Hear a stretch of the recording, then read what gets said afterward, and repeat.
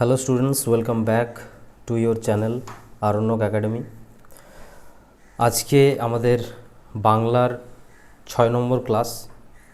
তোমরা জানো আমরা 2026কে টার্গেট করে যে সমস্ত পরীক্ষাগুলো আসতে চলেছে, আপার প্রাইমারি হোক, সিটেট, পঞ্চায়েত বা অন্যান্য যে সমস্ত পরীক্ষা যেখানে বাংলা ব্যাকরণের একটা গুরুত্বপূর্ণ অংশ রয়েছে, সেগুলোর জন্য আমাদের এই ক্লাসগুলো আমরা করছি, যেখানে থিওরি এবং একই সাথে প্রিভিয়াস ইয়ার থেকে বেশ কিছু কোয়েশ্চেন প্র্যাকটিসও আমরা করছি। তো আজকে আমাদের এই ক্লাসের বিষয়বস্তু হচ্ছে কারক। এর আগে আমরা বিভক্তি এবং প্রত্যয় গত ক্লাসে পড়েছি।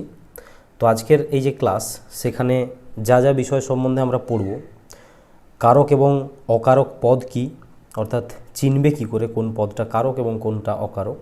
একই সাথে বিভক্তি আমরা যেহেতু পড়েছি, তবুও হালকা বিভক্তি এবং অনুসর্গ সম্বন্ধে কিছুটা আলোচনা করব। যারা আগের ক্লাসটা এখনও করনি অবশ্যই করে নিও, বিভক্তির যে ক্লাসটা রয়েছে।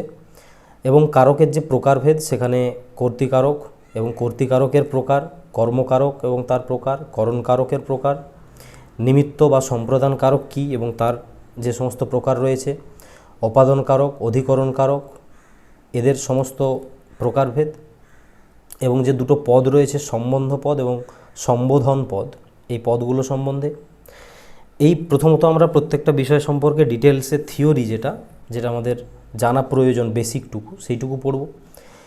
এবং থিওরি কমপ্লিট করার পর আমি তোমাদেরকে কয়েকটা রুলস বলবো, যেটাকে তোমরা ট্রিক্স হিসাবেও অ্যাপ্লাই করতে পারো।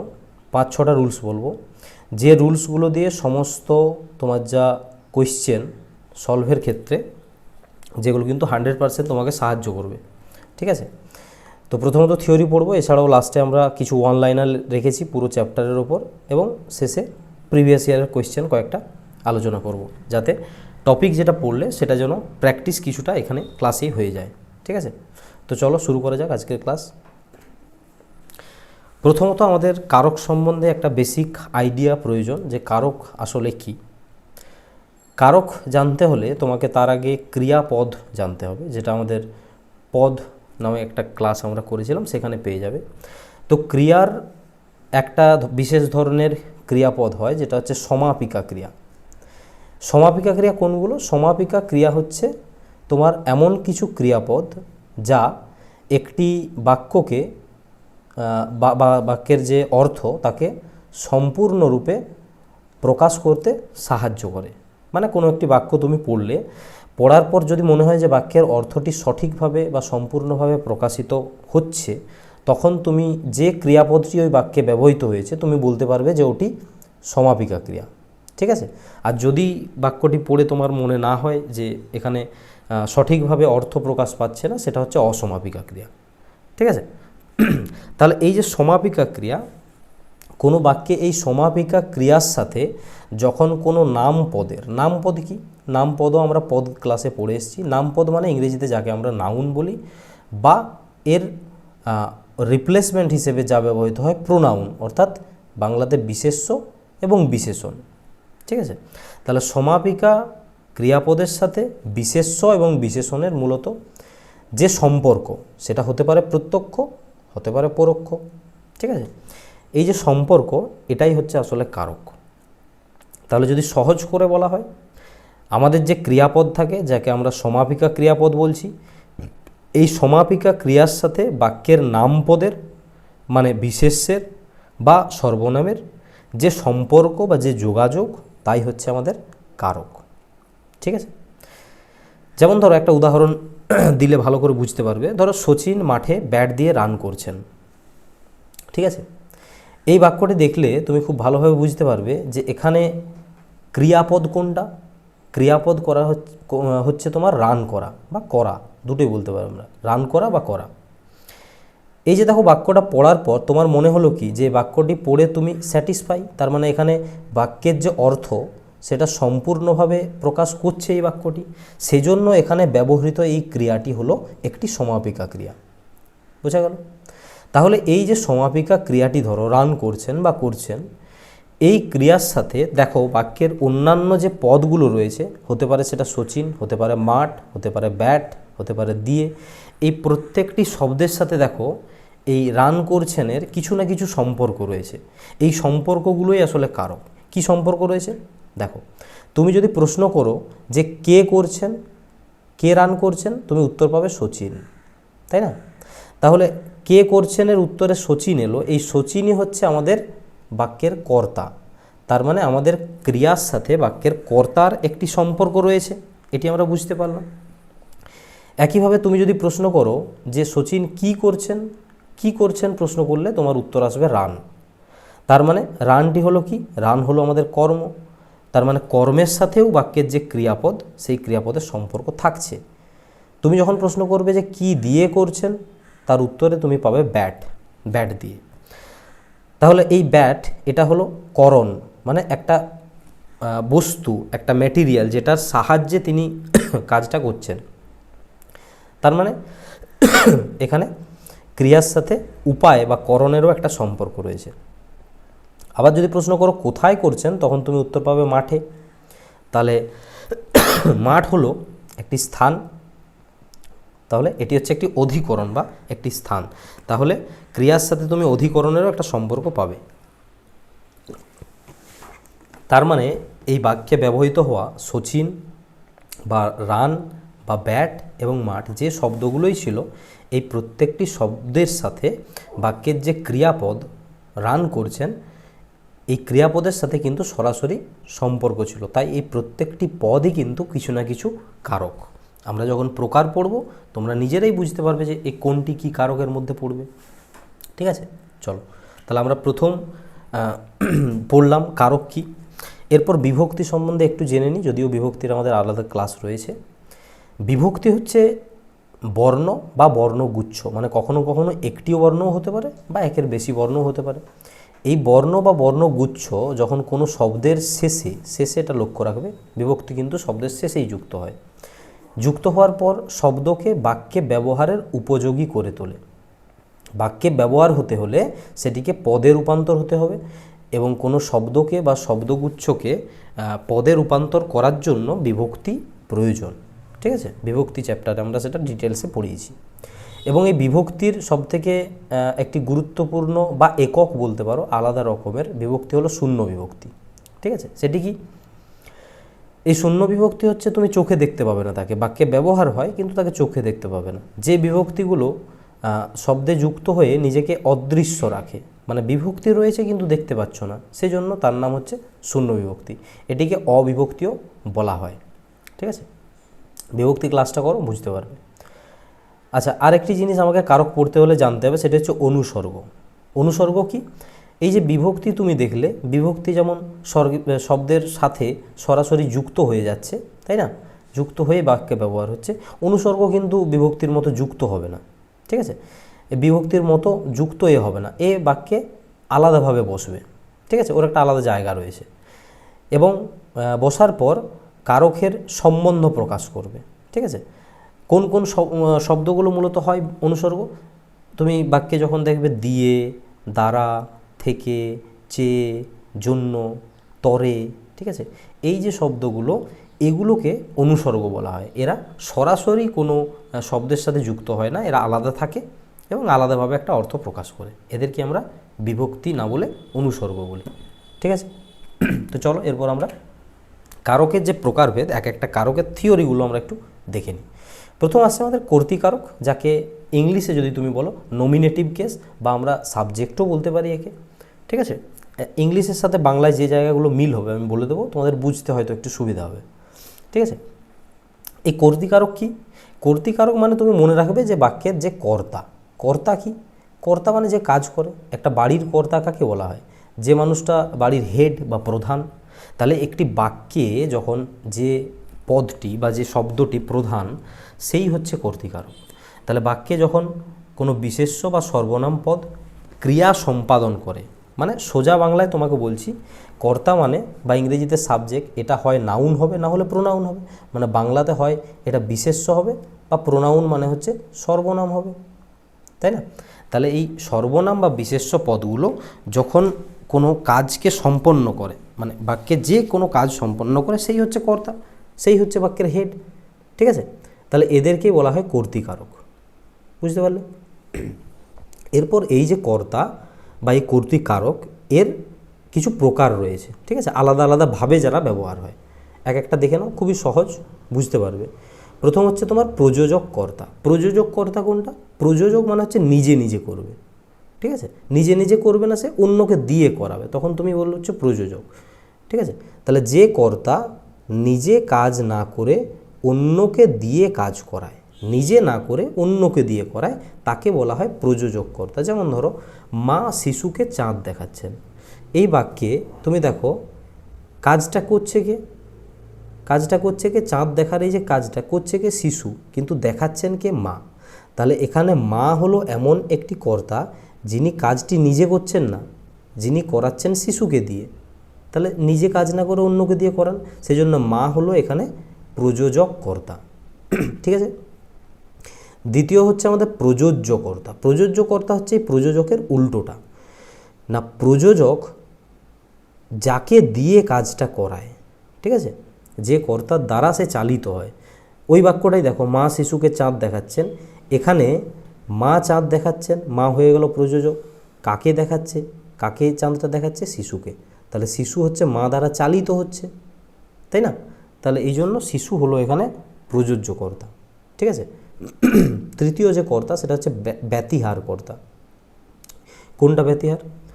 যখন দেখবে কোনো বাক্যে দুটো কর্তা রয়েছে এবং ওই দুটো কর্তা একই সাথে একই কাজ করার কোনো একটি প্রতিযোগিতা করছে, ঠিক আছে, বা পারস্পরিকতা করছে, মানে কাজ একটাই করছে দুজনে, ঠিক আছে, সেটা হতে পারে বিরোধিতা বা হতে পারে পারস্পরিকতা, মানে প্রতিযোগিতাও থাকতে পারে কাজটির মধ্যে এবং অন্তরঙ্গতাও থাকতে পারে। যেমন ধরো, একটি খুবই ফেমাস শব্দ বা বাক্য রয়েছে যে বাঘে গরুতে এক ঘাটে জল খায় না। তাহলে যে বাঘে গরুতে বা বাঘে মহিষে, এই দুটো দেখো কর্তা এখানে দুটো রয়েছে, বাঘ এবং মহিষ, তাই না? কাজ করছে কি? তারা একটাই কাজ করছে, জল খাচ্ছে, তাই তো? তাহলে এই দুজনের মধ্যে একটা প্রতিযোগিতা আছে। তাহলে একই কাজ দুটো কর্তা একই সাথে করছে, এরকম বোঝালে ব্যতিহার কর্তা বোঝায়। পরবর্তী দেখো সমধাতুজ। সমধাতুজ মানে কি? সম মানে হচ্ছে একই, ধাতু আমরা বিভক্তি চ্যাপ্টারে ভালো করে পড়ে এসেছি। ধাতু মানে হচ্ছে কোনো শব্দের যে উৎপত্তি স্থল, ঠিক আছে, যেখান থেকে সৃষ্টি হয় সেটাকে ধাতু বলা হয়। সমধাতুজ মানে একটি ধাতু থেকে যখন দুটো আলাদা আলাদা তোমার শব্দ তৈরি হচ্ছে, তাহলে বাক্যের কর্তা এবং বাক্যে ব্যবহৃত ক্রিয়াপদ, ঠিক আছে, এই দুটো যখন একই ধাতু থেকে তৈরি হবে তখন সেটাকে বলা হবে সমধাতুজ কর্তা। যেমন ধরো, খেলোয়াড় খেলছে, এখানে খেলোয়াড় হলো আমাদের কর্তা আর খেলছে হলো ক্রিয়াপদ। এই দুটো শব্দের উৎপত্তি কিন্তু একটি মাত্র ধাতু, দেখো দুটোই খেলা, তাই না? তাহলে এগুলো হলো সমধাতুজ। অ্যাক্সেস কর্তা কোনটা? যখন তুমি দেখবে যে বহু বচন রয়েছে, আমাদের যে মানে কর্তা, সেই কর্তাটা হলো একটি সর্বনাম পদ, মানে প্রোনাউন, ঠিক আছে, এবং সেটা বহু বচন, মানে সর্বনাম পদ এবং বহু বচন। এইরকমভাবে যখন কোনো কর্তা বাক্যে রয়েছে তখন তুমি তাকে বলবে অ্যাক্সেস কর্তা। যেমন আমরা খেলতে যাব, এখানে ধরো এই যে আমরা, আমরা প্রথমত একটি সর্বনাম এবং এটা বহু বচন বোঝাচ্ছে, অনেককে বোঝাচ্ছে, ঠিক আছে, তার জন্য এটা অ্যাক্সেস কর্তা। বা এখানে যদি থাকতো ধরো তারা বেড়াতে আসবে, তাহলে তারা, ওই তারা যখন হতো সেটাও সর্বনাম হতো এবং সেটাও হতো কি একটি বহু বচন, তাই না? শেষ হচ্ছে আমাদের অনুক্ত কর্তা। অনুক্ত কর্তা কোনগুলো? না, কর্মবাচ্যে বা ভাববাচ্যে কর্তা যখন প্রধান হয় না, ঠিক আছে। বাচ্য কি? বাচ্যকে আমরা ইংরেজিতে জানি ভয়েস বলে, মানে একটা বাক্যকে যখন আমরা ঘুরিয়ে বলি, আমি কাজটি করি, কাজটি আমার দ্বারা করা হয়, তাহলে দুটো দেখো আলাদা বাচ্য হয়ে গেল, ঠিক আছে। সে বাড়িতে ফেরে, তার দ্বারা বাড়িতে ফেরা হয়, তাহলে একটা বাক্যকেই আমরা অন্যভাবে বলছি, এটাই হচ্ছে আমরা ভয়েস চেঞ্জে করে থাকি, তাহলে বাচ্য হচ্ছে সেটাই। তাহলে দেখো, যখন কর্মবাচ্য এবং ভাববাচ্যে, বাচ্যের ক্লাসে আমরা এটা ডিটেলসে পড়বো, যখন কর্তা প্রধান হয় না, এই যে ধরো এই বাক্যটায় আমার দ্বারা কাজটি হবে না, আমার দ্বারা এই কাজটি হবে না, এই জায়গায় কিন্তু এই যে আমার এ কিন্তু সাবজেক্ট বা কর্তা বা কর্তৃকারক, কিন্তু এ এখানে গুরুত্বপূর্ণ নয়, এখানে গুরুত্বপূর্ণ হচ্ছে কাজটা, ঠিক আছে। তাহলে দেখো, এই কর্মবাচ্য বা ভাববাচ্য, এখানে কর্তা প্রধানই নয়, এখানে আমার গুরুত্ব নেই অতটা, প্রধান কিন্তু ও নয়, ঠিক আছে? তাহলে তখন আমরা এটাকে বলি অনুক্ত কর্তা, ঠিক আছে? চলো, দ্বিতীয় কারক হচ্ছে আমাদের কর্মকারক, ঠিক আছে? কর্ম মানে কি? কর্ম মানে হচ্ছে কর্তা যেটা করে সেটা হচ্ছে কর্ম। তাহলে কর্তা যাকে আশ্রয় করে কোনো একটি কাজ করে সেটাই হচ্ছে কর্মকারক, ঠিক আছে? যাকে আশ্রয় করে বা যাকে ঘিরে বেষ্টন করে কোনো একটি কাজ সম্পন্ন করে তাকে বলা হয় কর্মকারক। কি কি? প্রধান হচ্ছে আমাদের মুখ্য কর্ম এবং গৌণ কর্ম। কি কি? যখন দেখবে একটি বাক্যে দুটি কর্ম রয়েছে, কোনো বাক্যে দুটি কর্ম রয়েছে, তার মধ্যে তুমি খুঁজবে যে কোনো একটি কর্ম দেখবে হবে কি বস্তুর নাম থাকবে, ঠিক আছে? মানে কোনো ব্যক্তি থাকবে না। আরেকটি দেখবে কোনো ব্যক্তি বা কোনো মানে অ্যাকচুয়ালি জীবিত, ঠিক আছে? জীবিত প্রাণী, সেটা ব্যক্তি হবে এমনটা নয়, কোনো প্রাণীও হতে পারে। আরেকটি বস্তুর নাম থাকবে। দুটো কর্ম থাকবে বাক্যে, একটিতে তুমি বস্তুবাচক পাবে আর একটি ব্যক্তিবাচক বা প্রাণীবাচক নাম পাবে। তাহলে যেটি তুমি পাবে বস্তুবাচক বা অপ্রাণীবাচক সেটাকে তুমি বলবে কি? সেটাকে বলবে মুখ্য কর্ম, ঠিক আছে? তাহলে মুখ্য কর্ম সবসময় কোনটি হবে? যেটি বস্তুবাচক হবে বা অপ্রাণীবাচক হবে, বোঝা গেল? আর ব্যক্তিবাচক কোনটা? যেটা জীবিত হবে, মানে প্রাণী হবে। যেটা প্রাণীবাচক হবে সেটা সবসময় গৌণ কর্ম হবে। তাহলে দুটো কর্ম যখন কোনো বাক্যে থাকবে, একটিকে আমরা বলবো মুখ্য, একটিকে আমরা বলবো গৌণ। মুখ্য মানে মেন, গৌণ মানে হচ্ছে ছোট। তাহলে মেন হচ্ছে কোনটা হবে?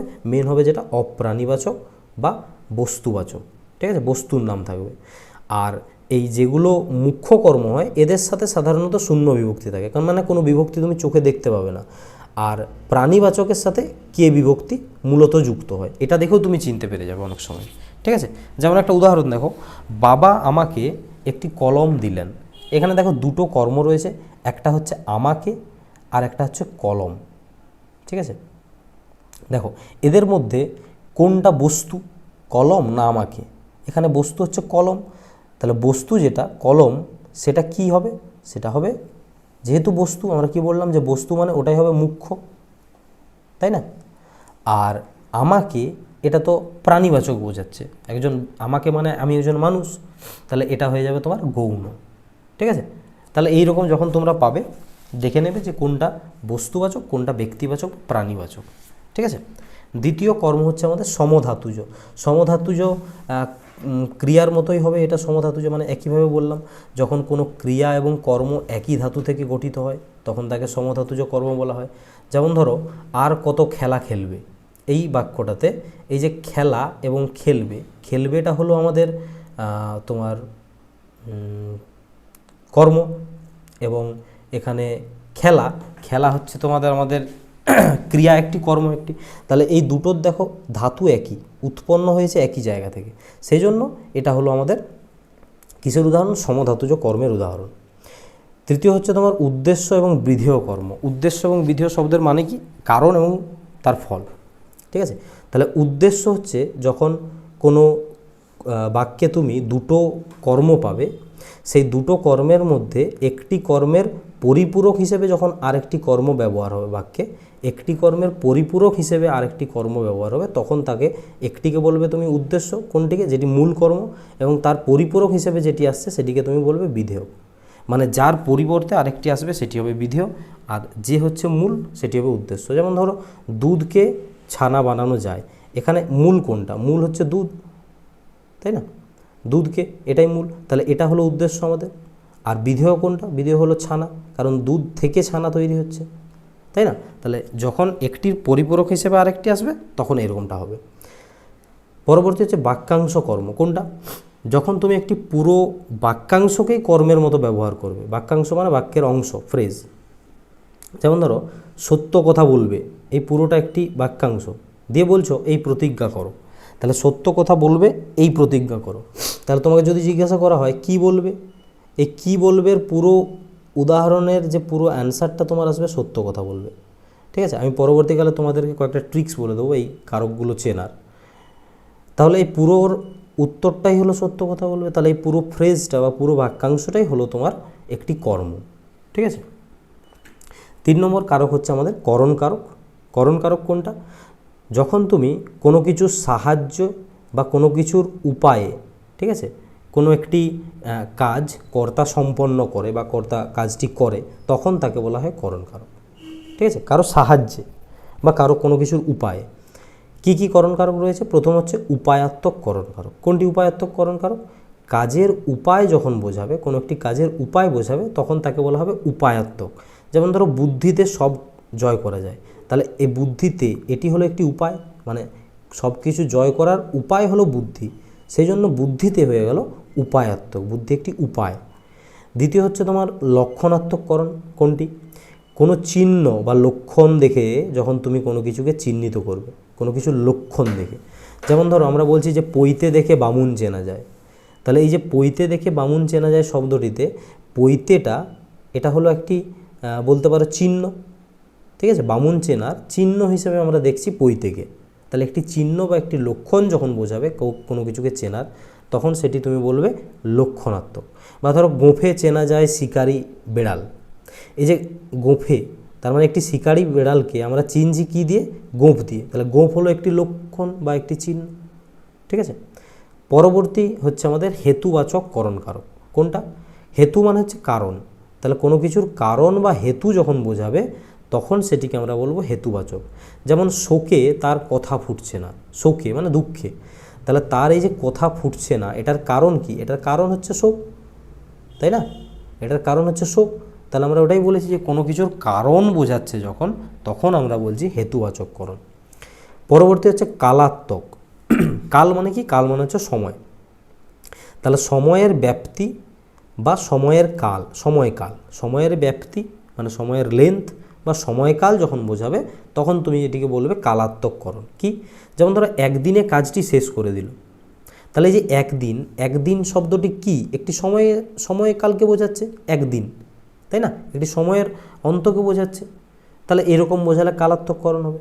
সমধাতুজকরণ কি? সেই একইভাবে একই ধাতু থেকে যখন ক্রিয়া এবং করণপদ দুটোই উৎপন্ন হয়, যার সোর্স একই ধাতু, তখন সেটিকে আমরা বলবো সমধাতুজ। যেমন ধরো এমন বাঁধনে বাঁধিলে আমায়, তাহলে এখানে যে বাঁধনে আর বাঁধিলে এই দুটো শব্দের উৎপত্তি হয়েছে কিন্তু একটি মাত্র ধাতু থেকে। ঠিক আছে, তাহলে এখানে ক্রিয়ার এবং করণ পদের দুজনেরই উৎপত্তি হচ্ছে একটি ধাতু থেকে, সেই জন্য আমরা বলছি এটিকে সমধাতুজকরণ। ঠিক আছে, পরবর্তী দেখো নিমিত্ত কারক, বা এটিকেই বলা হয় সম্প্রদান কারক। ঠিক আছে, নিমিত্ত বা সম্প্রদান। কাউকে তুমি যখন কোনো কিছু ত্যাগ করে দেবে বা নিঃস্বার্থভাবে কোনো কিছু দিয়ে দেবে, ঠিক আছে, এই যে দান, দান করা, সেটাই হচ্ছে সম্প্রদান। ঠিক আছে, সম্প্রদান মনে রাখবে, দান নিঃস্বার্থভাবে বা ত্যাগ করে কোনো কিছু দেওয়া, অথবা সেটা হতে পারে কোনো কিছু উদ্দেশ্যে দেওয়া। সব সময় যে ত্যাগ করে দিতে হবে তা নয়, কোনো কিছুর উদ্দেশ্যে দেওয়া, এটা দুটো টাইপ আছে। ঠিক আছে, পরবর্তীকালে একটা ট্রিক্স দেবো তোমাকে, তখন তাকে বললেই আমরা নিমিত্ত কারক। যেমন ধরো অন্ধজনে দেহ আলো, খুবই বিখ্যাত একটি লাইন। এই অন্ধজনে দেহ আলো মানে কি? যে অন্ধ যেজন অন্ধ তাকে আলো দাও। তাহলে এখানে যে অন্ধজনে, এটা হলো আমাদের কি? এটা হলো নিমিত্ত কারক, কারণ অন্ধজনকে দাও আলো। বা ধরো খেলার জন্য মাঠ দরকার, তাহলে খেলার জন্য, এই খেলার শব্দটা হলো কি কারক? এটা হলো নিমিত্ত কারক, কারণ এখানে কোনো কিছুর উদ্দেশ্যে কিছু দিতে বলা হচ্ছে, খেলার জন্য বা খেলার উদ্দেশ্যে দাও। ঠিক আছে, পরবর্তী কারক দেখো আমাদের অপাদান কারক। অপাদান কারকটি কি না, কোনো কিছু থেকে যখন কোনো কিছু আলাদা হয়ে যাবে, বা কোনো কিছু থেকে যখন কোনো কিছু নেওয়া হবে, ঠিক আছে, মানে বিচ্যুত মানে হচ্ছে আলাদা হয়ে যাওয়া, গৃহীত মানে নেওয়া। তাহলে একটা জিনিস থেকে আলাদা হয়ে যাচ্ছে একটা জিনিস, বা কোনো একটা জিনিস থেকে কিছু আমরা নিচ্ছি, বা কোনো জাত বা কোনো কিছুর উৎপন্ন হওয়া, বা কোনো কিছু মুক্ত হওয়া, বা কোনো কিছুকে রক্ষিত বা ভীত হওয়া, এইগুলো যখন বোঝায় মূলত, তখন আমরা সেটিকে অপাদান কারক বলি। কি কি রয়েছে অপাদান কারক? প্রথম হচ্ছে স্থানাত্মক উপাদান। স্থানাত্মক মানে বুঝতে পারছো যে একটা জায়গা থেকে, ঠিক আছে, তাহলে পাপ থেকে বিরত থাকো। এই যে পাপ থেকে, কোনো একটি জায়গা থেকে তোমাকে বলা হচ্ছে বিরত থাকো বা দূরে থাকো। ঠিক আছে, তাহলে এটি হলো স্থানাত্মক, একটি স্থান থেকে বোঝাচ্ছে। ভীতিবাচক উপাদান কি? ভীতি মানে জানি আমরা ভয়, তাহলে বাঘকে ভয় পায় না কে? বাঘকে ভয় পায় না কে? তাহলে এখানে যে বাঘকে ধরো, বাঘকে বলতে এখানে বোঝাচ্ছে একটি ভীত বা ভয় পাওয়ার একটি সোর্স, ঠিক আছে। এজন্য বাঘকে হয়ে যাবে ভীতিবাচক উপাদান। উৎপন্ন বা গৃহীত, সেটা কি? গৃহীত মানে আমরা যখন কোনো জায়গা থেকে কিছু নিচ্ছি বা কোনো কিছুর উৎসস্থল কোনো যেটা, সেটাকে বলা হচ্ছে উৎপন্ন বা গৃহীত। যেমন ধরো তিল থেকে তেল হয়, তার মানে যে তেল তার সোর্স বা তার উৎপত্তি স্থল কোথায়, সেটা তিল। তাহলে যে তিল থেকে এটি হয়ে যাবে আমাদের কি, এটি হয়ে যাবে উৎপন্ন বা গৃহীতবাচক উপাদান। বা ধরো দুধ থেকে দই হয়, তাহলে যে দুধ থেকে, দইটার সোর্স কি না দুধ, তাহলে একটা জায়গা থেকে বা গৃহীত হচ্ছে ওই জায়গা থেকে। শেষ হচ্ছে আমাদের বিচ্যুত। বিচ্যুত উপাদান কারক কোনগুলো? মেঘ থেকে বৃষ্টি পড়ে ধরো, ঠিক আছে, মানে মেঘ থেকে বিচ্যুতি হয়ে বৃষ্টি পড়েছে। বিচ্যুতি মানে হচ্ছে আলাদা। বিচ্যুতি কথার সহজ মানে হচ্ছে তোমার আলাদা। বৃষ্টি কখন পড়েছে? যখন মেঘ থেকে সে আলাদা হচ্ছে, ঠিক আছে। তাহলে মেঘ থেকে হয়ে যাবে এখানে আমাদের বিচ্যুত উপাদান। শেষ নাম্বার আমাদের যে কারক সেটি হচ্ছে অধিকরণ কারক, যা ভীষণই সহজ মনে রাখার ক্ষেত্রে। অধিকরণ হচ্ছে তোমার কোনো একটি কাজ সেটি ঘটার বা সেটি সম্পাদন হওয়ার স্থানকে বোঝাবে, বা কখনো কখনো কাল বা বিষয়কেও বোঝায়। যখন বোঝায় তখন সেগুলোকে আমরা অধিকরণ কারক বলি। কি কি রয়েছে? অধিকরণ কারক হতে পারে স্থানাধিকরণ, হতে পারে কালাধিকরণ এবং ভাবাধিকরণ, 3 রকমের। এরপরে স্থানাধিকরণ, এটির আবার 3টি প্রকার রয়েছে। স্থান অধিকরণ, স্থান মানে বুঝতে পারছি আমরা একটি জায়গা। স্থানাধিকরণের 3টি প্রকার কি? প্রথম হচ্ছে তোমার এক দেশাত্মক। এক দেশাত্মক যখন কোনো বড় একটি স্থান বা বড় একটি জায়গা, তার কোনো একটি ছোট অংশে কোনো একটা কাজ হচ্ছে। ধরো একটা বড় জায়গা, তার ছোট্ট একটি অংশে একটি কাজ হচ্ছে, সেটিকে আমরা বলবো এক দেশাত্মক। উদাহরণ দেখো, যেমন পুকুরে পদ্ম ফুটেছে। পুকুরে পদ্ম ফুটেছে মানে কি? পুকুর একটি বড় জায়গা, তাই তো, তার পুরো পুকুর জুড়ে নয়, পুকুরের কিছুটা অংশে ধরো পদ্ম ফুটেছে, ঠিক আছে। তাহলে একটি বড় জায়গা, তার কিছুটি জায়গা ধরে পদ্ম আছে, কিছুটি জায়গা জুড়ে একটি কাজ হচ্ছে, তাহলে এখানে পুকুর হয়ে গেল এক দেশাত্মক। ব্যাপ্তিবাচক কি? ব্যাপ্তিবাচক হচ্ছে এর উল্টো। যখন পুরো স্থান জুড়েই কোনো একটি কাজ হবে তখন সেটিকে আমরা বলবো ব্যাপ্তিবাচক। যেমন ধরো পুকুরে জল আছে, এখানে মানে কি? যতটা পুকুর আছে ঠিক ততটা জায়গা জুড়েই জল রয়েছে, ঠিক আছে, বোঝা গেল। তাহলে এখানে পুরো পুকুরের ব্যাপ্তিটাই বোঝাচ্ছে, এই জন্য এটাকে আমরা বলছি ব্যাপ্তিবাচক। 3 নম্বর ধরো বিষয়াত্মক। বিষয়াত্মক কি? কোনো বিশেষ বিষয় বা কোনো বিদ্যার দক্ষতা, মানে জ্ঞানের দক্ষতা বা অক্ষমতাও হতে পারে সেটাকে যখন বোঝায় সেটাকে আমরা বলি বিষয়াত্মক। তাহলে কোনো বিশেষ বিষয় সম্বন্ধে বা কোনো কিছুর কোনো জ্ঞানের দক্ষতাকে বা কোনো সম্পর্কে বা কোনো জ্ঞান সম্পর্কে সে যদি অক্ষমতা থাকে, সেটাকেও আমরা এই বিষয়াত্মক অধিকরণ বলে থাকি। যেমন ধরো সে অঙ্কে কাঁচা, এখানে অঙ্কে কাঁচাটা, তাহলে তার একটি বিষয়ে তার দক্ষতা নেই, এখানে অক্ষমতা রয়েছে, কিন্তু বলছে ইংরেজিতে ভালো, তার মানে ইংরেজিতে এখানে তার দক্ষতা রয়েছে। তাহলে একটি বিষয় সম্পর্কে দক্ষতা হতে পারে বা অক্ষমতাও হতে পারে, দুটোকে আমরা বিষয়াত্মকের মধ্যে রাখব। তাহলে এগুলো হলো স্থানাধিকরণ, ঠিক আছে। দ্বিতীয়ত হচ্ছে আমাদের কালাধিকরণ। কোনটা? কাল মানে সময়, তাহলে যখন কোনো সময়কে নির্দেশ করবে তখন সেটাকে আমরা বলবো কালাধিকরণ বা কাল। যেমন ধরো শরতে শিউলি ফোটে। শরৎ মানে এখানে একটি সময়ের কথা বলা হচ্ছে, তাই না? শিউলি ফোটার একটি সময়ের কথা বলা হচ্ছে, সেই জন্য আমরা এটাকে বলছি কালাধিকরণ। আর ভাবাধিকরণ কি? ভাব হচ্ছে ক্রিয়ার যে ভাব, তাহলে একটি ক্রিয়ার ভাবের দ্বারা যখন আরেকটি ক্রিয়ার ভাব তোমার প্রকাশ পাচ্ছে, কোনো একটি ক্রিয়ার দ্বারা আর অন্য ক্রিয়ার ভাব প্রকাশ পাচ্ছে, তখন আমরা বলছি সেটাকে ভাবাধিকরণ। যেমন ধরো সূর্যোদয়ে পদ্ম বিকশিত হয়, তাহলে এখানে দুটো কাজ, একটা হচ্ছে সূর্যোদয় হওয়া আর একটা হচ্ছে পদ্মের বিকশিত হওয়া। তাহলে পদ্মের বিকশিত হওয়ার যে কাজটি বা ভাবটি, এটির কারণ হিসেবে দাঁড়াচ্ছে সূর্যোদয়, তাই না? তাহলে এখানে সূর্যোদয় হয়ে গেল আমাদের কি? ভাবাধিকরণ, কারণ এটির দ্বারা, এই ভাবটির দ্বারা আরেকটি ভাবের প্রকাশ ঘটছে, ঠিক আছে, বোঝা গেল। তাহলে এতক্ষণ আমরা কারক যতগুলো রয়েছে এবং তাদের যে প্রকারভেদ সেগুলো সম্পর্কে থিওরি যেগুলো সেগুলো পড়লাম। এরপর এত কিছু যে পড়লে এগুলোকে শর্টে মনে রাখবে কি করে, ঠিক আছে, তার একটি পদ্ধতি আমি বলে দিই। দেখো এখানে আমাদের 6টি কারকের আমরা নাম লিখেছি, ঠিক আছে, 1 2 করে 6টা কারকেরই নাম লিখেছি এখানে। এবং এই 6টা কারকের নামের সাথে সাথে আমরা বলেছি যে কিভাবে তুমি ওই কারকটিকে চেনার সংক্ষিপ্ত রূপ তুমি খুঁজবে সেটি, আর তার সাথে কি কি বিভক্তি বা অনুসর্গ যুক্ত হয় এবং তার একটি উদাহরণ। দেখো, তুমি যখন কর্তৃকারক পড়বে, কর্তৃকারককে তুমি প্রথমে কাজ করবে কি না, প্রথমে বাক্যের যে ক্রিয়া মানে হচ্ছে কাজ, সেই ক্রিয়াটিকে প্রথমে তুমি খুঁজবে। ঠিক আছে, বাক্যে ব্যবহৃত ক্রিয়াকে আগে খুঁজলে, ক্রিয়াকে খোঁজার পর তুমি ওই ক্রিয়াটিকে কে, কারা বা কিসে এগুলো দিয়ে প্রশ্ন করবে। কি কি দিয়ে বলবে? কে, কারা বা কিসে, এগুলোকে দিয়ে প্রশ্ন করলে তুমি যে উত্তরটি পাবে সেই উত্তরটি হবে সবসময় কর্তৃকারক। ঠিক আছে, এবং মূলত দেখবে কর্তৃকারকের সাথে এ, তে, অ বা শূন্য বিভক্তিই যুক্ত থাকে, বেশিরভাগ ক্ষেত্রে এগুলোই থাকে, এর বাইরে হয় না। ঠিক আছে, যেমন ধরো রাম বই পড়ে, তুমি প্রশ্ন করো, আগে খোঁজো তুমি ক্রিয়াকে, এখানে ক্রিয়া কোনটা? পড়ে। কে বই পড়ে? রাম, তাহলে রাম হয়ে গেল আমাদের কর্তৃকারক, এবং দেখো এখানে শূন্য বিভক্তি আছে, তাই না? বুঝতে পারলে? দ্বিতীয় দেখো, তুমি ক্রিয়াকে খোঁজার পর সেই ক্রিয়াটিকে কি বা কাকে দিয়ে প্রশ্ন করবে, কি বা কাকে দিয়ে, কি বা কাকে দিয়ে প্রশ্ন করার পর তোমার কাছে যে উত্তরটি আসবে সেটি সবসময় হবে কর্মকারক, এবং এই কর্মকারকের সাথে কে, রে বা শূন্য বিভক্তি মূলত যুক্ত থাকে। যেমন ধরো রাম বই পড়ে, এখানে পড়েকে প্রশ্ন করো যে রাম কি পড়ে, কি বা কাকে দিয়ে বলেছি, রাম কি পড়ে না বই, তাহলে উত্তর এলো বই, এবং দেখো এখানে কোনো বিভক্তি নেই, শূন্য বিভক্তি ব্যবহার হয়েছে, তাই না?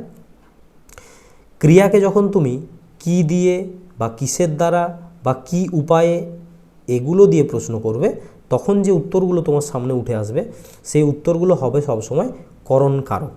ঠিক আছে, করণকারকে বিভক্তি ব্যবহার হয় না, অনুসর্গ ব্যবহার হয়, দ্বারা, দিয়া, কর্তৃক, এ, তে, এগুলো তোমরা খুব সহজে খুঁজে পেয়ে যাবে। যেমন ধরো সে কলম দিয়ে লেখে, প্রশ্ন করো সে কি দিয়ে লেখে, উত্তর আসছে দেখো কলম দিয়ে, তাহলে এই কলম দিয়ে হয়ে গেল তোমার কি কারক হয়ে গেল করণকারক, এবং দিয়ে এটা অনুসর্গ, তাই না?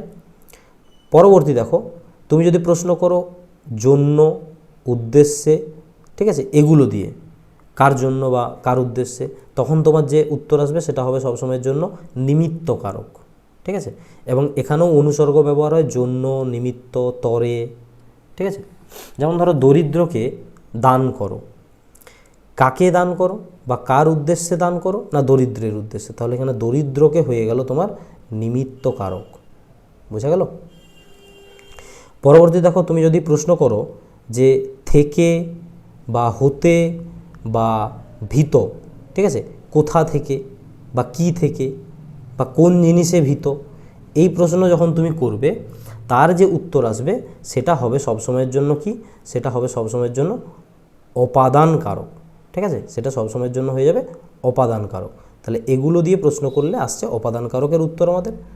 ঠিক আছে, এবং এর সাথে দেখবে যুক্ত থাকবে কি, হতে, থেকে, চেয়ে বা এ, এই প্রথম তিনটে অনুসর্গ, এটা হচ্ছে বিভক্তি। যেমন গাছ থেকে ফল পড়ে, তুমি প্রশ্ন করলে কোথা থেকে ফল পড়ে, উত্তর এলো কি গাছ থেকে, তাহলে গাছ থেকে হয়ে গেল আমাদের কি না অপাদান কারক। বোঝা গেল?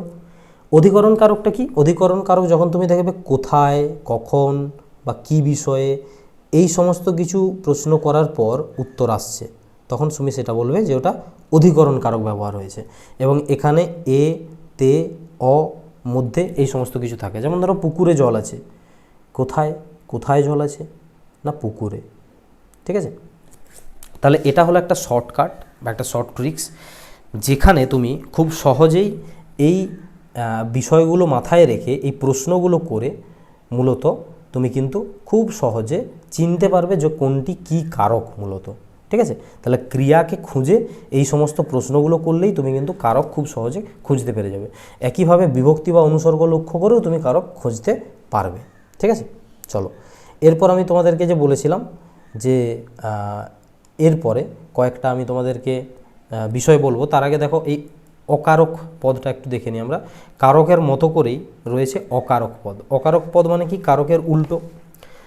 এরপর আমরা ওই রুলসগুলো পড়বো, আগে এটা দেখে নাও। অকারক পদটা কি না, অকারক পদ হচ্ছে অকারক পদের সাথে ক্রিয়ার কোনো সরাসরি সম্পর্ক থাকে না। সাধারণ জিনিস, ক্রিয়ার সাথে সরাসরি সম্পর্ক থাকলে সেটা কারক হয়ে যাবে।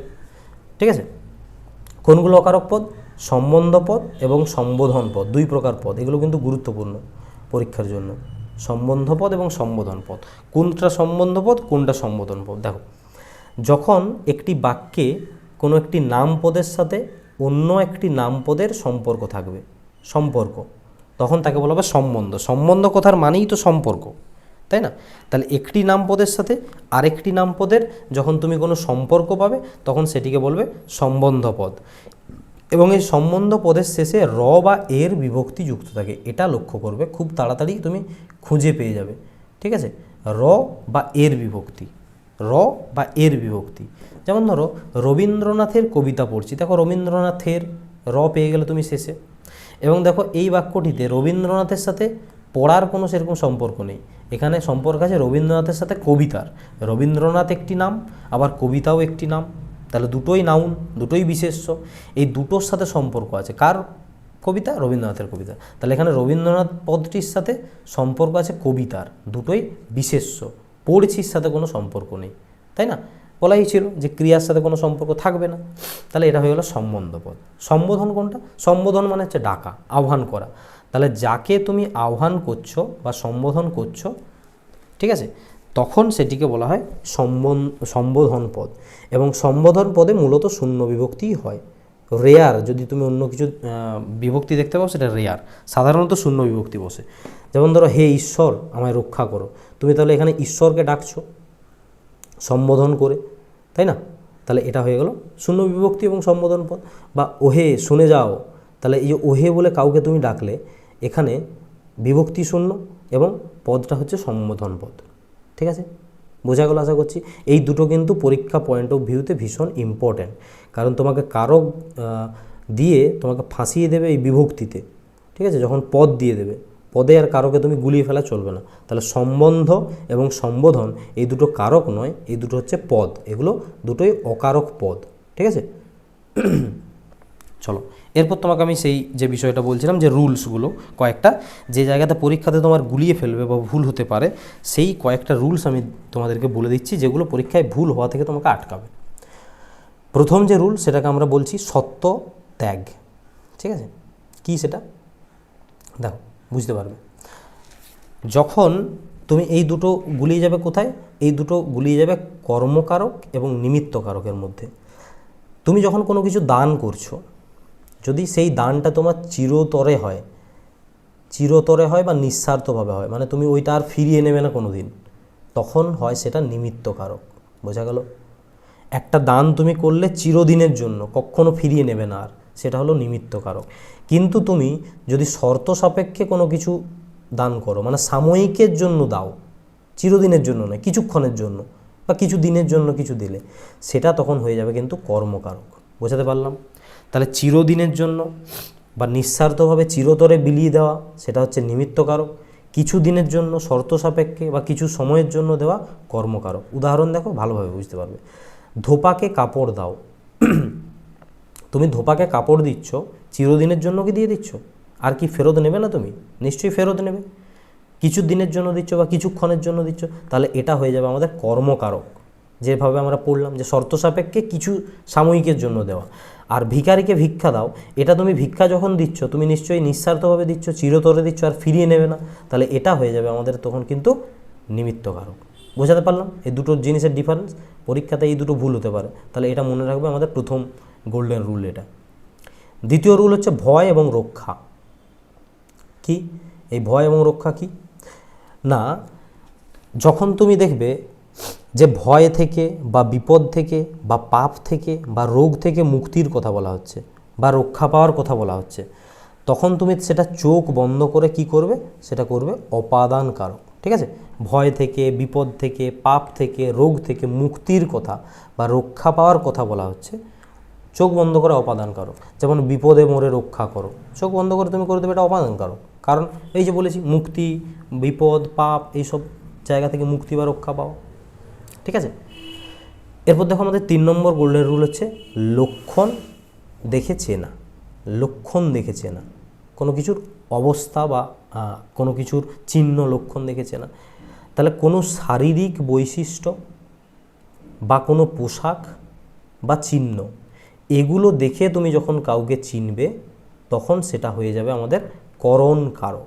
ঠিক আছে, কোনো শারীরিক বৈশিষ্ট্য বা কোনো বিশেষ পোশাক বা কোনো চিহ্ন দেখে তুমি কাউকে চিনছো, সেটা অলওয়েজ হবে করণ কারক। যেমন ধরো এর আগেও এই উদাহরণটা পড়েছি, শিকারি বেড়াল গোঁফে চেনা যায়। তাহলে যে গোঁফ হচ্ছে একটা চিহ্ন বলতে পারি আমরা, বা গোঁফ হচ্ছে একটা বিশেষ বৈশিষ্ট্য যেটা দেখে আমরা একটি বেড়ালকে চিনছি, শিকারি বেড়ালকে, সেই জন্য এটি হয়ে যাচ্ছে আমাদের করণ কারক। বুঝতে পারলে? আচ্ছা, রুল নাম্বার 4 এবং শেষ রুল, সেটা হচ্ছে কি এক দেশ বনাম ব্যাপ্তি। এক দেশ বনাম ব্যাপ্তি কি? যখন দেখো স্থানাধিকরণ যখন পড়বে, এই স্থানাধিকরণে যদি স্থানটির বিশেষ অংশ কোনো বোঝায়, কোনো বিশেষ একটি অংশ বোঝায় পুরো স্থানের, তখন সেটা হয় এক দেশাত্মক। আর যদি পুরো স্থানটির পুরো অংশটাই বোঝায় তখন সেটা হয় ব্যাপ্তিবাচক। তাহলে একটি বড় জায়গার অংশ বিশেষ বোঝালে এক দেশাত্মক, একটি বড় জায়গার পুরো জায়গাটা বা পুরো ব্যাপ্তিটা জুড়ে যদি বোঝায় তখন হবে ব্যাপ্তিবাচক।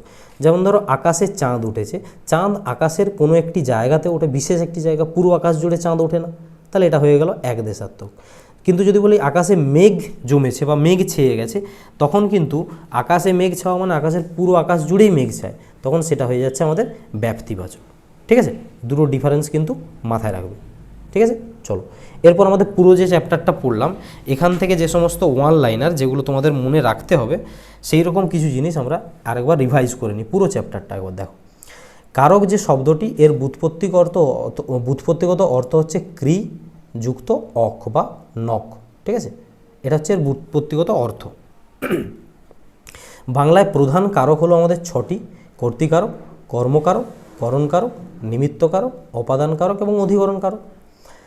বাক্যের ক্রিয়াপদের সাথে সরাসরি সম্বন্ধহীন যে পদ, মানে ক্রিয়ার সাথে যাদের কোনো সরাসরি সম্বন্ধ থাকে না, সেই পদগুলোকে আমরা বলি অকারক পদ, যেটি রয়েছে সংখ্যায় 2টি: সম্বন্ধ পদ এবং সম্বোধন পদ। ঠিক আছে, মা শিশুকে চাঁদ দেখাচ্ছেন, এই যে বাক্যটা, এই বাক্যটিতে মা হচ্ছে প্রযোজক কর্তা, কারণ মা নিজে করছেন না, আর শিশু হলো প্রযোজ্য কর্তা, শিশুকে দিয়ে করাচ্ছে। বাঘে মহিষে এক ঘাটে জল খায়, এই বাক্যে ব্যতিহার কর্তার ব্যবহার হয়েছে। কি বলেছিলাম যে দুটো আলাদা আলাদা কর্তা একই সাথে একই কাজ করছে। কি খেলা খেললে, এখানে খেলা পদটি সমধাতুজ কর্ম, কারণ খেলা এবং খেললে দুটোর উৎপত্তি হচ্ছে একটি মাত্র ধাতু। প্রাণীবাচক কর্ম হলো গৌণ কর্ম, প্রাণীবাচক কর্ম, আর অপ্রাণীবাচক কর্ম হলো মুখ্য কর্ম। যখন দুটো কর্ম থাকে গৌণ এবং মুখ্য, আমরা পড়ে এসেছিলাম। পইতে দেখে বামুন চেনা যায়, এখানে এই যে পইতে দেখে, এই পদটি হচ্ছে লক্ষণাত্মক করণ কারক, মানে কোনো একটা চিহ্ন বা কোনো কিছুর লক্ষণ দেখে যখন তুমি কিছু চিনতে পারছো। ধোপাকে কাপড় দাও, এটি কর্মকারক, কারণ এটা কিছু সময়ের জন্য দেওয়া হয়, নিমিত্তকারক হবে না। দুটো ডিফারেন্স আমি কিন্তু বললাম। তিল থেকে তেল হয়, এটা হচ্ছে অপাদান কারক, কোনো কিছু থেকে আরেকটি জিনিস উৎপন্ন হচ্ছে। ঠিক আছে, উৎপন্ন বোঝাচ্ছে। সূর্যোদয়ে অন্ধকার দূরীভূত হয়, এটি হচ্ছে ভাবাধিকরণ কারক। ঠিক আছে, বিভক্তির নিজস্ব কোনো অর্থ নেই, কিন্তু অনুসর্গের নিজস্ব অর্থ আছে। হ্যাঁ, কারণ বিভক্তি কি? বিভক্তি হচ্ছে কোনো শব্দের শেষে যুক্ত হয়ে যায়, তাই না? অনুসর্গ তো কারোর সাথে যুক্ত হয় না, ও তো নিজস্বভাবে সেপারেট ইউজ হয়। তাহলে নিজস্ব অনুসর্গের অর্থ আছে, বিভক্তির কোনো অর্থ নেই। সম্বন্ধ পদে সর্বদাই র বা এর এই বিভক্তিগুলো যুক্ত হয়, বলেছিলাম যে সম্বন্ধ পদে র বা এর যুক্ত থাকে। বিপদে মরে রক্ষা করো, এখানে বিপদে হলো একটি অপাদান কারক। সে অঙ্কে কাঁচা, এখানে অঙ্কে পদটি বিষয়াত্মক অধিকরণ কারক। ঠিক আছে, অঙ্কে কাঁচা, ইংরেজিতে ভালো, এটা বলেছিলাম, উদাহরণটা দেওয়া ছিল। ঠিক আছে, এরপর চলো এখান থেকে প্রিভিয়াস ইয়ারে যে সমস্ত প্রশ্নগুলো এসেছিল সেরকম কয়েকটা গুরুত্বপূর্ণ প্রশ্ন দেখে নেওয়া যাক। ফার্স্ট কোয়েশ্চেন দেখো, WB প্রাইমারি টেট 2013 থেকে এসেছিল প্রশ্নটি। ছেলেরা মাঠে ফুটবল খেলছে, এই যে পদটা, এই পদটি কোন কারকের উদাহরণ? তোমরা কিন্তু উত্তর দেওয়ার চেষ্টা করো, আমি তারপর বলছি। ঠিক আছে, তাহলে এখানে তুমি দেখতে পাচ্ছ ছেলেরা মাঠে ফুটবল খেলছে। খুব সহজেই তুমি যদি ওই ট্রিক্স যে তোমাকে বলেছিলাম কোয়েশ্চেন করা, ঠিক আছে, সেখান দিয়ে তুমি যদি খুব সহজেই বলতে পারবে, এটা অবশ্যই হবে কি না, এটা অবশ্যই হবে কর্তৃকারক। ঠিক আছে, কেন কর্তৃকারক হবে? কারণ এখানে বাক্যে যে ক্রিয়াটা সম্পন্ন হচ্ছে, যে ক্রিয়াটি এখানে সম্পন্ন হচ্ছে সেটি কর্তা দ্বারা হচ্ছে, ঠিক আছে, কর্তা দ্বারা হচ্ছে। এখানে খেলার যে কাজটি এটি করছে কারা? ছেলেরা। খেলার যে কাজটা এটা ছেলেরা করছে, সেই জন্য এখানে কর্তৃকারক ব্যবহার হয়েছে, ঠিক আছে। কেন কর্মকারক হবে না? কারণ আমরা জানি যে কর্মকারক ক্রিয়াকে যখন তুমি কি বা যখন তুমি কাকে দিয়ে প্রশ্ন করবে তখন উত্তর আসবে। তখন এখানে কিছু উত্তর তুমি কিন্তু পাবে না। করণকারকে কি? করণকারক তুমি সাধারণত যার সাহায্যে, কারো সাহায্যে যখন একটি কাজ হয়, যেমন লাঠি দিয়ে, ধরো লাঠির সাহায্যে কাজটি করছো, এরকম থাকলে হয়। অপাদান কি?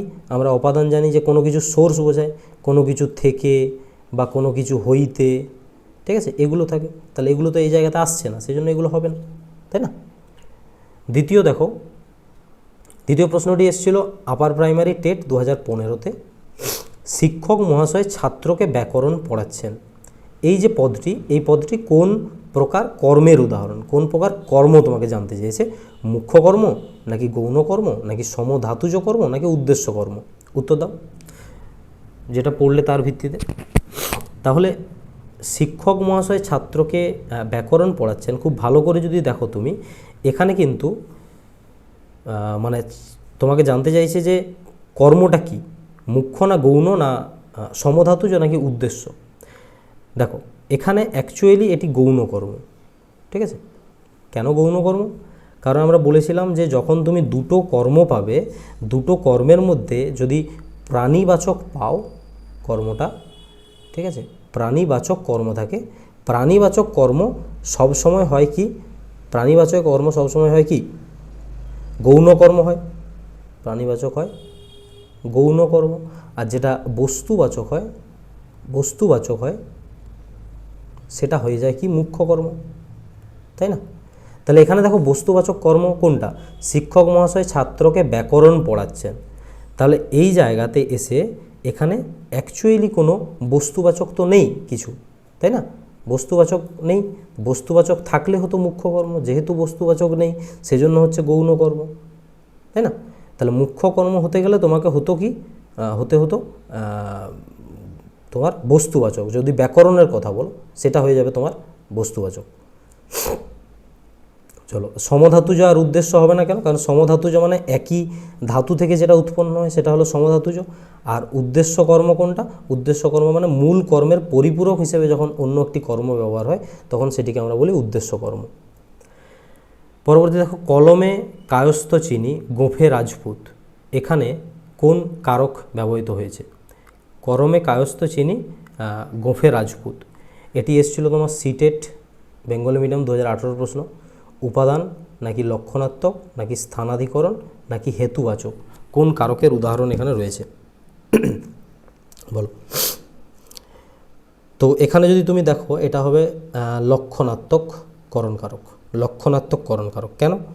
কারণ কোনো কিছুর লক্ষণ বা কোনো কিছুর চিহ্ন, কোনো কিছুর লক্ষণ বা চিহ্ন এটা দেখে যখন তুমি কোনো কারক নির্ণয় করবে তখন সেটি অবশ্যই হবে লক্ষণাত্মক করণ কারক। উপাদান কখন হয় না? উপাদান হয় হচ্ছে তোমার যখন উপাদান হচ্ছে অ্যাকচুয়ালি অপাদান কারকেরই মধ্যেকার, তাই না? অপাদান কারকেরই মধ্যেকার কারক হচ্ছে উপাদান কারক। আর স্থানাধিকরণ হচ্ছে তোমার করণ কারকের মধ্যেকার একটি বিশেষ প্রকার কারণ। আর হেতুবাচক করণ কারকও হচ্ছে করণ কারকের। তাহলে করণ কারক তো এটা নয়, তাই না? গাছ থেকে পাতা পড়ে, এখানে বলছে কোন কারক এটি? এটা এসেছিল গ্রাম পঞ্চায়েত এক্সিকিউটিভ 2018 প্রশ্ন। গাছ থেকে পাতা পড়ে, গাছ থেকে, তাহলে গাছ থেকে পাতা পড়ে তোমাকে অপশন দিয়েছে অধিকরণ কারক, অপাদান কারক, করণ কারক নাকি নিমিত্ত কারক। দেখো ভালো করে যদি দেখো, হইতে বা থেকে মানেই তুমি বুঝতে পারছো কি, যেটা অবশ্যই অপাদান কারক, তাই না? থেকে পদটা যেহেতু রয়েছে এখানে, তাই তো। তাহলে বাকিগুলো যদি দেখো, অধিকরণ কেন নয়? কারণ অধিকরণ কারকে তোমার একটি ক্রিয়ার স্থান বা কাল বা বিষয়কে বোঝানো হয়, কিন্তু এখানে সেরকম কোনো কিছু নেই। করণ কারক কেন হবে না? কারণ করণ কারক বোঝায় কোনো কিছু সাধন, কোনো ক্রিয়ার সাধন বা যন্ত্রের কথা বলা হয়, দ্বারা, দিয়ে, এই সমস্ত কিছু থাকে। আর নিমিত্ত মানে কি? নিমিত্ত কোনো কিছুর উদ্দেশ্যে বা কোনো কিছুর জন্যে এরকম যদি কিছু থাকতো তখন হতো এটা নিমিত্তকারক, কিন্তু এরকমও কিছু নেই, তাই না? পরের প্রশ্ন দেখো, প্রভাতে উঠিল রবি লোহিত বরণ, এখানে কোন প্রকার অধিকরণ কারক ব্যবহার হয়েছে? এটা ঝাড়খণ্ড টেট পেপার 1 2016 প্রশ্ন। প্রভাতে উঠিল রবি লোহিত বরণ, কোন প্রকার? স্থানাধিকরণ, কালাধিকরণ, বিষয়াধিকরণ নাকি ভাবাধিকরণ? উত্তর দাও। প্রশ্নটা ভালো করে পড়ে দেখো, তাহলে বুঝতে পারবে এখানে কিসের কথা বলা হচ্ছে অ্যাকচুয়ালি। কোনো স্থানের কথা বলা হয়েছে কি এখানে অ্যাকচুয়ালি? না, কোনো স্থানের কথা বলা হয়নি, এখানে বলা হয়েছে তোমার একটি সময় বা একটি কালের কথা, সেজন্য এটা অবশ্যই হবে কালাধিকরণ, তাই না? একটি কাল বা সময়ের কথা বলা হচ্ছে, তাহলে কালাধিকরণ কোনটা? যে অধিকরণ কারকে ক্রিয়ার সময়কে বা ক্রিয়ার কালকে নির্দেশ করা হয়, তাই তো, সেই জন্য এটা কালাধিকরণ। স্থানাধিকরণ নয় কেন? কারণ এখানে কোনো স্থান বা তোমার কোনো জায়গার নাম নেই। যদি থাকতো, ধরো বনে বাঘ থাকে, তখন তুমি স্থানাধিকরণ করতে পারতে। বিষয়াধিকরণ হবে না কেন? বিষয় মানে হচ্ছে কোনো বিশেষ কোনো কিছু বিষয় বা কোনো শাস্ত্র নিয়ে যদি কোনো নির্দেশ থাকে তখন সেটা হবে তোমার বিষয়াধিকরণ। আর ভাবাধিকরণ হয় একটি ক্রিয়ার ভাব যখন অন্য ক্রিয়ার ভাবকে নির্দেশ করে, তখন সেটা হয় ভাবাধিকরণ, সেটাও এখানে হচ্ছে না, তাই না? পরের প্রশ্ন দেখো, অন্ধজনে দেহ আলো, মৃতজনে দেহ প্রাণ, এটি কোন প্রকার কারকের উদাহরণ? এটাও সিটেট সেকেন্ড পেপারে বেঙ্গলি 2021 এসেছিল। কর্মকারক নাকি নিমিত্তকারক নাকি অপাদান কারক নাকি করণ কারক, কোন প্রকার কারকের উদাহরণ এটি? উত্তর দেওয়ার চেষ্টা করো। দেখো, ভালো করে পড়ে দেখলে বুঝতে পারবে যে এখানে কোনো কিছুর নিমিত্ত বোঝাচ্ছে, ঠিক আছে? তাহলে এটা নিমিত্তকারকই হবে। কেন? কারণ তুমি যখন নিমিত্ততে কি বলা হয়েছিল, যে নিঃস্বার্থভাবে তুমি যখন কোনো দান করছো, তাহলে নিঃস্বার্থভাবে দান করা কোনো উদ্দেশ্য বা নিমিত্তের জন্য হয়, তখন সেটাকে বলা হয় নিমিত্ত কারণ। তুমি অন্ধজনকে আলো দেবে বা মৃতজনকে প্রাণ দেবে, এটা একটা নিঃস্বার্থভাবে দান, তাই না? এটা ফিরিয়ে নেওয়া যাবে না, আর কিছুক্ষণের জন্য নয়, সেজন্য হচ্ছে। কর্মকারক হলে কী হতো? কর্মকারকে যখন তোমার হচ্ছে যে নিঃস্বার্থভাবে বা দান বোঝা যায় না, তুমি সেই একটা উদাহরণ দিয়েছিলাম যে ধোপাকে কাপড় দাও, তাই না? ধোপাকে কাপড় দাও, এক্ষেত্রে দেখো তুমি ধোপাকে যে কাপড় দিচ্ছ সেটা চিরতরের জন্য দিচ্ছ না, কিছু সময়ের জন্য দিচ্ছ, সেটা হলো কর্মকারক হতো। কিন্তু এটা হচ্ছে তোমার নিঃস্বার্থভাবে দান। অপাদান তো হবে না, কারণ অপাদানে কোনো কিছুর উৎস বোঝায়, এখানে সেরকম কিছু নেই। করণকারকও হবে না, করণকারকও মাধ্যম বোঝায়, এর আগে বললাম, সেরকমও কোনো কিছু ব্যাপার নেই এখানে। রাজায় রাজায় যুদ্ধ হয় উলু খাগড়ার প্রাণ যায়, এটা খুবই বিখ্যাত একটি লাইন। তোমাকে এখানে বলেছে যে এখানে এই ব্যাকরণের দৃষ্টিভঙ্গিতে এটি কি? ব্যতিহার কর্তা নাকি সহযোগী কর্তা নাকি প্রযোজক কর্তা নাকি প্রযোজ্য কর্তা, কোনটি? রাজায় রাজায় যুদ্ধ হয় উলু খাগড়ার প্রাণ যায়, এটি হচ্ছে প্রাইমারি টেট 2022 সালের প্রশ্ন। ভালোভাবে ভেবে দেখলে তুমি বুঝতে পারবে যে এটি হলো আমাদের ব্যতিহার কর্তার উদাহরণ। কর্তৃকারকের মধ্যে যে ব্যতিহার কর্তা ছিল সেটি। কেন? কারণ হচ্ছে যখন তোমার কোনো বাক্যে দুটি যখন কর্তা তুমি থাকবে দেখবে, এবং এই দুটি কর্তা যখন একই ক্রিয়ার প্রতিযোগিতা, তাই না, যে বলেছিলাম প্রতিযোগিতা বা বিনিময় বোঝাবে, প্রতিযোগিতা বা বিনিময় বোঝাবে, তাহলে এখানে দেখো এখানে প্রতিযোগিতা বা বিনিময়ই বোঝাচ্ছে, এই জন্য ব্যতিহার হচ্ছে, তাই না? অন্যগুলো কেন হবে না? সহযোগী কর্তা কোনটি? না, সহযোগী কর্তা হচ্ছে যখন দুটো কর্তা সহমর্মিতা একই সাথে কাজ করে, সেরকম তো এখানে হচ্ছে না। প্রযোজক কর্তা কোনটা? প্রযোজক কর্তা হচ্ছে যখন নিজে কেউ কাজ না করে অন্যকে দিয়ে করায়, যেমন মা শিশুকে চাঁদ দেখাচ্ছেন। আর প্রযোজ্য কর্তা কি? যখন অন্য কারোর দ্বারা কেউ একটি কাজ করে, মা শিশুকে চাঁদ দেখাচ্ছেন, শিশু হলো প্রযোজ্য কর্তা আর মা হচ্ছে প্রযোজক কর্তা, তাই তো? সূর্যোদয়ে পদ্ম বিকশিত হয়, এখানে অধিকরণ কারকের কোন শ্রেণীভুক্ত, মানে কোন অধিকরণ কারক? Upper primary TET 2016। ভাবাধিকরণ নাকি কালাধিকরণ নাকি স্থানাধিকরণ নাকি এক দেশাত্মক অধিকরণ? দেখো, সূর্যোদয়ে পদ্ম বিকশিত হয়, আমাদের এটা যখন থিওরি পড়ালাম তোমার এই উদাহরণটা ছিল, ঠিক আছে, ছিল এটা অপশানের মধ্যে। কোনটা হবে এটা? এটা নিশ্চয়ই কাল বা স্থানকে তো বোঝাচ্ছেই না কোনো, এটা বোঝাচ্ছে একটি ভাব। একটি ভাবের দ্বারা অন্য একটি ক্রিয়াভাবের দ্বারা আরেকটি অন্য ক্রিয়ার ভাব প্রকাশ ঘটে, তখন সেটিকে ভাবাধিকরণ বলা হয়, তাই না? একটি ক্রিয়ার ভাবের দ্বারা অন্য ক্রিয়ার ভাব, যেমন ধরো এখানে সূর্যোদয় একটি ক্রিয়ার ভাব আর পদ্মের বিকশন ঘটা এটা আরেকটা ক্রিয়ার ভাব, ঠিক আছে? কালাধিকরণ কেন হবে না? কারণ এখানে কোনো কাল বা সময়ের কথা কিন্তু বলা নেই বা উল্লেখ করা নেই। স্থানাধিকরণ কেন হবে না? কারণ এখানে কোনো স্থানের কথাও উল্লেখ করা নেই, তাই তো? এক দেশাত্মক অধিকরণ হচ্ছে না কেন? কারণ এক দেশাত্মক আমরা কি বলেছিলাম? কোনো একটি বড় স্থানের একটি বিশেষ জায়গাতে যখন একটি কাজ হয় সেটাকে আমরা বলেছিলাম এক দেশাত্মক। সেরকমও কোনো ব্যাপার এখানে কিন্তু নেই, তাহলে এটাও হচ্ছে না। পরের প্রশ্ন দেখো, রামের ভাই লক্ষ্মণ বনে গেলেন। এখানে এটি কারক নাকি অকারক পদ? রামের ভাই লক্ষ্মণ বনে গেলেন, গ্রাম পঞ্চায়েত 2019 সালের প্রশ্ন এটি। কর্তা সম্বন্ধীয় কর্তৃকারক নাকি সম্বন্ধ পদ বা অকারক পদ, উপাদান কারক নাকি সম্বোধন পদ বা অকারক পদ, কোনটি এদের মধ্যে? দেখো খুব ভালোভাবে লক্ষ্য করলে বুঝতে পারবে যে এই রামের পদটি অ্যাকচুয়ালি বাক্যে ক্রিয়ার সঙ্গে সরাসরি এর কোনো সম্বন্ধ কিন্তু নেই। তাহলে ক্রিয়ার সাথে যখন বাক্যের কোনো পদের সরাসরি সম্বন্ধ থাকে না তখন সেটিকে আমরা কারক না বলে অকারক পদ বলি। এবং অকারকের মধ্যে এটি কোনটি? যখন আমরা দেখি যে র বা এর যুক্ত আছে কোনো কিছুর সাথে, র বা এর বলেছিলাম না, র বা এর যুক্ত আছে, তখন সেটিকে বলা হয় কি? তখন সেটিকে বলা হয় সম্বন্ধ পদ। যেটিকে বলা হয় সম্বন্ধ পদ। সম্বোধন কেন হচ্ছে না? সম্বোধন মানে বলেছিলাম কি? ডাকা, সম্বোধন করা, তাই না? আর কর্তা বা অপাদান এগুলো তো হবেই না, ধারে কাছেই নেই এই দুটো অপশান। আমাদের আজকে শেষ প্রশ্ন দেখো, টাকায় কি না হয়? এখানে কোন কারকে কোন বিভক্তি রয়েছে? সিটের 2019-এর পেপার 1-এর প্রশ্ন। করণ কারকে অ বা আ বিভক্তি, কর্মকারকে এ বিভক্তি, অপাদান কারকে অবিভক্তি নাকি অধিকরণ কারকে এ বিভক্তি, কোনটা হবে এখানে? দেখো যদি তুমি শুধু বিভক্তিটাই দেখো, টাকায় মানে বিভক্তি তো নিশ্চিত কি হবে? বিভক্তি তো নিশ্চিত অন্ত্যস্ত অ, এই বিভক্তিটা হবে, কারণ শেষে টাকার সাথে ওটাই যুক্ত আছে। তার মানে সেখান থেকে তুমি এইটাকে আর এইটাকে বাদ দিয়ে দিতে পারো, এটা তো হবেই না। বাকি তাহলে করণ কারকে অবিভক্তি নাকি অপাদান কারকে? এরপর তোমাকে বুঝতে হবে যে কি কারক কোনটা হবে।